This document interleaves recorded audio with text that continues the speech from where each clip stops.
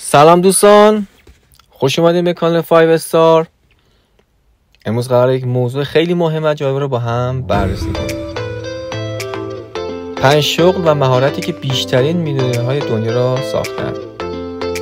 اگر دوست داری بدونی چطور میتونی با انتخاب درست شغل و مهارت مسیر ثروت را سریعتر طی کنی، حتما تا آخر این ویدیو همراه من باش.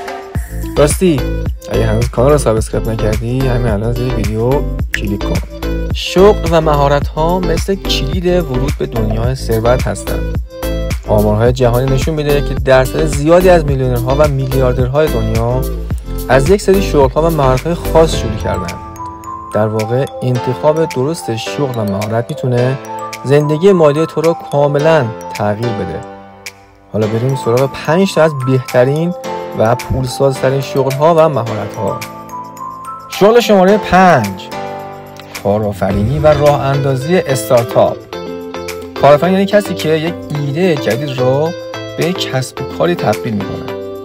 مثلا ایلان ماسک که با شرکت تسلا و اسپیس ایکس تونست میلیاردها دلار ثروت بسازه، یا مارک زاکربرگ که فیسبوک رو از خوابگاه دانشگاه شروع کرد و حالا یکی از ثروتمندترین های جهانه. کارآفرین ریسک داره، اما اگر موفق بشی درآمدش میتونه انفجاری باشه. این شغل به اونهایی که دوست دارن خلاقیت داشته باشن و به دنبال فرصت‌های بزرگ هستن توصیه میشه.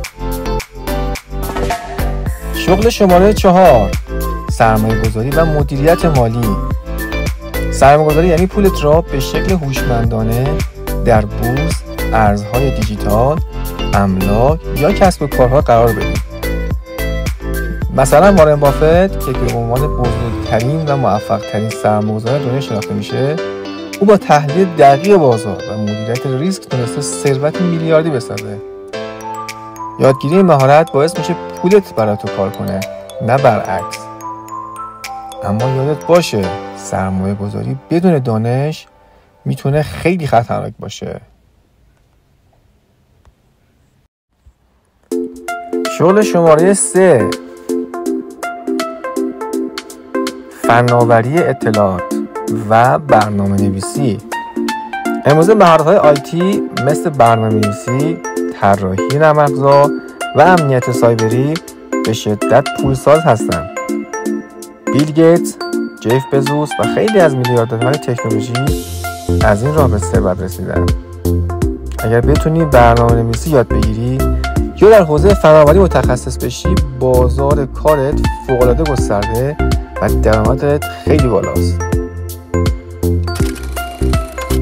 شغل شماره 2، فروش و بازاریابی حرفه‌ای. شاید کمتر بهش فکر کنیم، اما فروش حرفه‌ای یکی از پولسازترین مهارت هاست.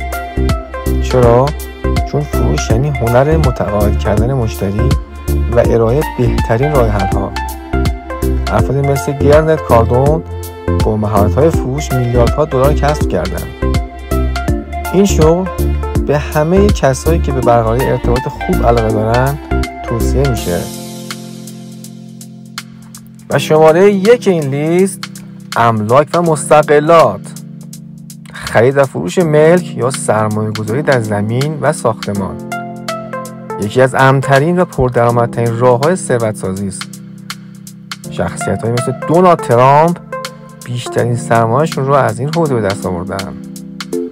بازار املاک همیشه رشد داره و میتونه درآمد پایدار و زیاد بسازه.